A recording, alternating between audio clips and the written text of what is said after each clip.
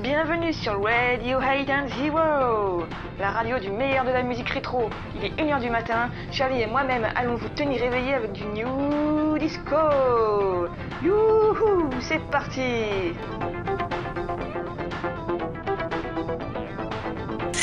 Merde, c'est quoi ce truc? Je vois plus rien.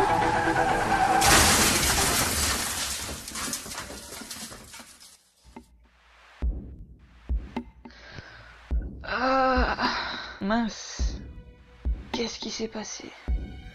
Ah, ma tête! J'ai pas l'air blessé. Bon, faut que je vois ce que j'ai pris dans le pare-brise. J'ai rien compris au film. Il y avait cette chose grisâtre, une sorte de drap volé droit devant. Je n'ai pas eu le temps de réagir et cette touffe rousse pendant une fraction de seconde et... Ah, je vais attendre un peu. Le temps que la douleur au cou et à la tête se calme.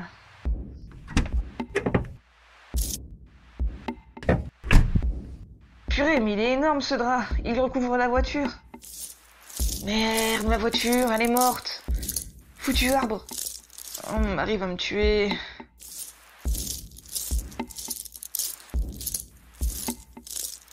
C'est quoi ce bordel? D'où vient toute cette poussière blanche? Ce peut pas être la voiture qui aurait fait ça. Il y en a partout. Je vais aller prendre des photos.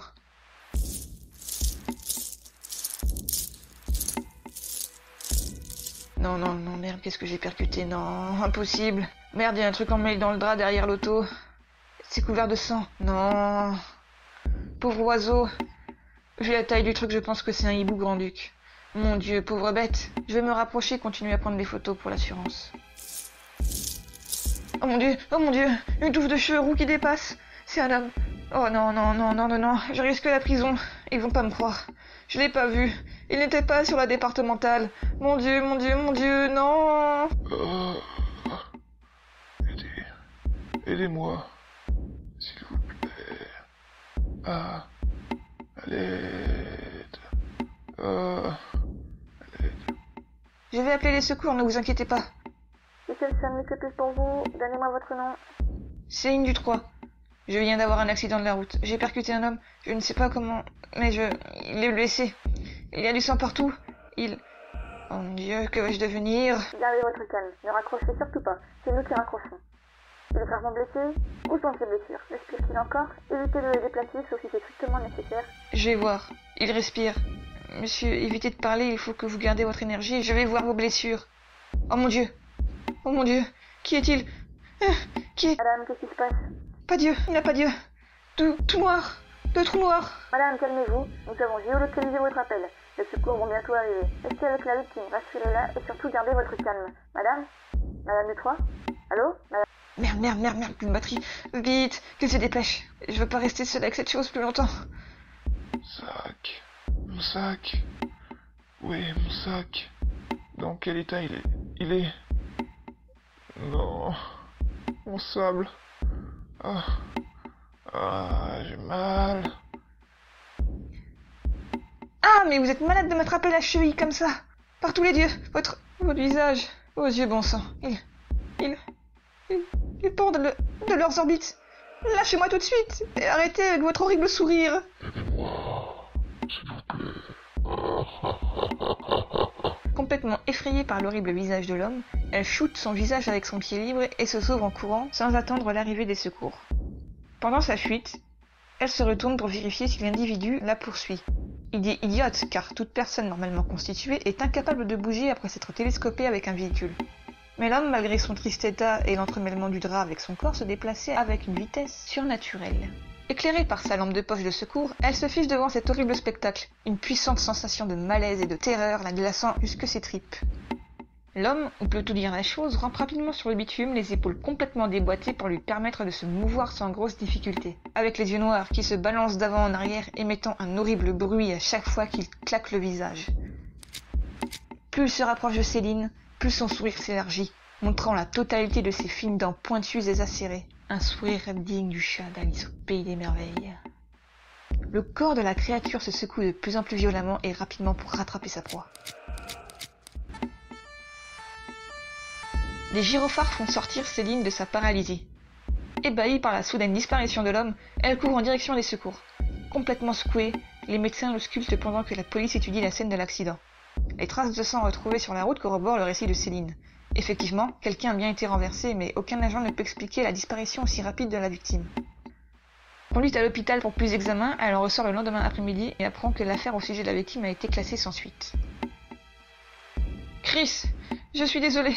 Je comprends toujours pas ce qui avait pu se passer. Il n'y avait rien sur la route. Juste Sandra qui venait du ciel. J'ai perdu le contrôle du véhicule. Je suis terriblement désolée. Chut. Ne t'en fais pas, je te crois. Tu as encore besoin de repos. Reste tranquille, va te coucher.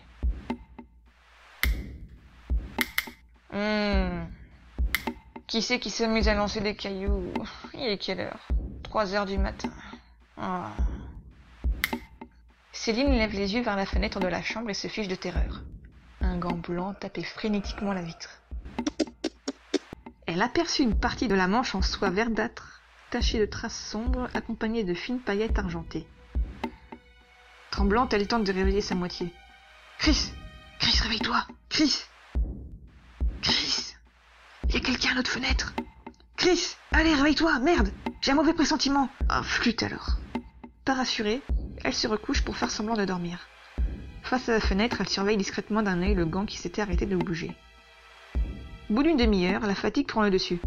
Céline commence à somnoler mais sursaute quand un horrible bruit d'ongles qui racle une vitre, assez fort pour lui faire grincer des dents, retentit. Elle aperçoit deux mains blanches qui crissent leurs ongles contre la vitre extérieure, laissant de longues griffures sur celle-ci. Mais ce n'était pas le plus effrayant. Une touffe de cheveux roux commence à apparaître. Puis toute une chevelure. Et... Céline, complètement terrifiée, comprend tout de suite de qui il s'agissait. L'horrible figure se colle contre la fenêtre, dévoilant son pire des sourires sadiques. « Non, Chris !»« Quoi? Qu'est-ce qui se passe? Regarde la fenêtre! Regarde la fenêtre !» hurla Céline complètement affolée et pleurant sa tête dans la couette. « T'as vu? Quoi, la fenêtre? Il y a quoi? Il y a rien. Tu m'as fait horriblement peur. T'as dû faire un cauchemar. Après ce qui t'est arrivé, c'est normal. Je te jure qu'il était là. Regarde les rayures. Bon sang. Je n'y avais pas fait attention sur le coup. Oh, probablement un cambrioleur. Reste là, je vais aller faire le tour de la maison. Je te dis que c'était lui.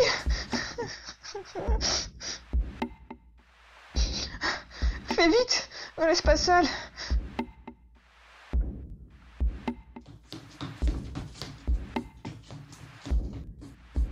Céline, regarde ce que j'ai trouvé sous la fenêtre. Un sac rempli de sable. Et... Raptor. Il est... Je suis désolée, je l'ai retrouvé pendu sous la fenêtre. Sa gorge empavée dans un crochet. Je suis vraiment désolée. Je sais pas ce qu'il se passe, mais... Qui qu'il soit, quoi qu'il est, il t'en veut vraiment. Céline, bouleversée, arrache le sac des mains de Chris et le jette dans sa direction. En percutant le mur, du sable atterrit dans les yeux de Chris qui s'effondre aussitôt sur le sol. « Chris! Je suis désolée! Je voulais pas! Chris! Chris! Arrête de jouer les idiots! Réveille-toi! Il y a un fou qui rôde chez nous! Et tout ce que tu trouves à faire, c'est dormir! Chris! Chris! S'il te plaît! » En tapant du poing sur le sol, du sable s'envole et à son tour, Céline s'endort presque instantanément. Qu'est-ce qui s'est passé? Qu'est-ce que je fais par terre? Il fait déjà jour. Il est quelle heure? 11 heures. 11 heures? Chris! Chris? Réveille-toi! T'as vu l'heure? Déjà, j'ai fait un de ces cauchemars. Bon sang, c'était pas un rêve. Le sable, il y en a partout. Doucement, ne bouge pas, je voudrais vérifier quelque chose. Le facteur passe dans 10 minutes, pile le temps de m'habiller vite fait. Qu'est-ce que tu vas faire? Ne me dis pas que... Si, je dois savoir. Perplexe malgré son intime conviction, Chris regarde Céline se changer et ramasser un tas de sable. Réunis devant la porte d'entrée, Chris se poste derrière la fenêtre de la cuisine pendant que Céline se cache derrière un arbuste non loin de la boîte aux lettres. 3 minutes s'écoulent avant que le jeune facteur arrive devant chez eux. Céline, déterminée à obtenir des réponses au sujet de son intuition, jette sans scrupule le sable sur le facteur. Il s'écroula instantanément sur le trottoir, déversant le contenu de sa sacoche à lettres. Le couple s'approche ensuite de l'homme, l'air de rien, vérifie sa respiration et son pouls. Endormi. Le teint blafard, ils échangent un regard horrifié.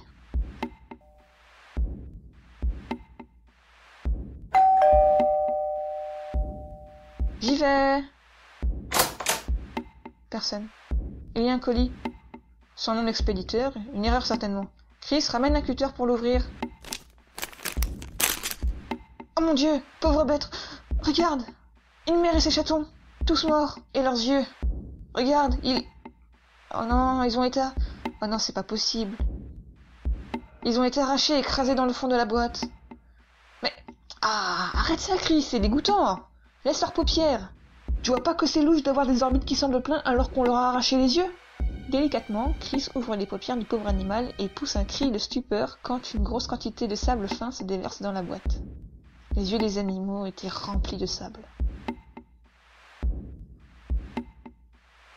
Salut à tous, j'organise un petit jeu concours qui consistera à écrire la suite de ma creepypasta Le Marchand de Sable. Je suis très curieuse de vous voir à l'œuvre et de jauger votre niveau de creepy avec mon creepymètre.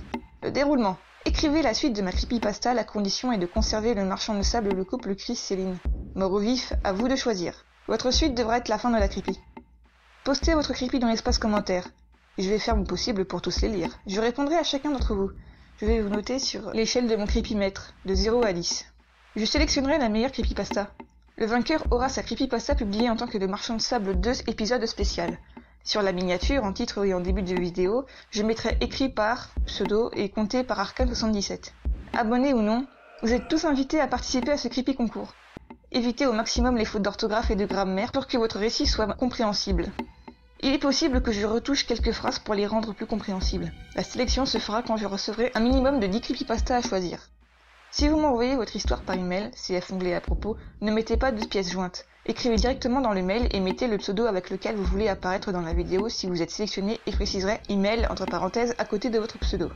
Dans cette vidéo se trouve un indice au sujet de la très mystérieuse playlist spéciale numéro 2. Évocation de la playlist dans ma vidéo de présentation de la chaîne.